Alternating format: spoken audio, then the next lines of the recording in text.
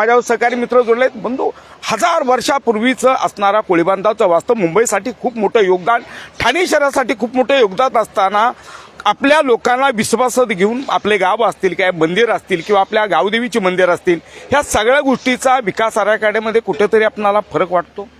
नक्कीच. बघा, लोकभावना खूप महत्त्वाच्या आहेत.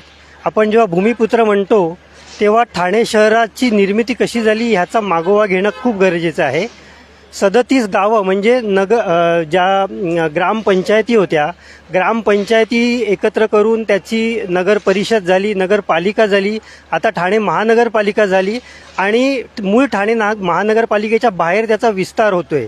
आज आपण ही आराखड्यामध्ये जी डेव्हलपमेंट बघतोय ती ॲक्च्युली मूळ ठाणे शहरासाठी नसून बाहेर जो विस्तारित शहर बनतंय त्यांना ठाणे शहराशी कनेक्टिव्हिटी तयार करण्यासाठीची झालेली आहेत.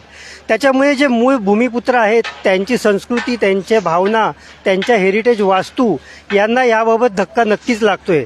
हा जो डेव्हलपमेंट प्लॅन आपण बघतोय त्याच्यामध्ये लोकांच्या भावनांचा, त्यांच्या संस्कृतीचा कुठलाही विचार केलेला इथे दिसत नाही आहेत. ज्याला आपण ऑग्युमेंटेड रियालिटी म्हणतो अशा स्वरूपाची हे प्लॅन बनवलेले आहेत. फक्त कागदावर रेषा मारायच्या आणि तो प्लॅन म्हणून सादर करायचा आणि कोणाच्या हरकती सूचना आल्या नाही तर तो तसाच अंमलात आणायचा, अशा स्वरूपाची ही महानगरपालिकेची धोरणं आहेत जी बदलणं खरोखर गरजेचं आहे.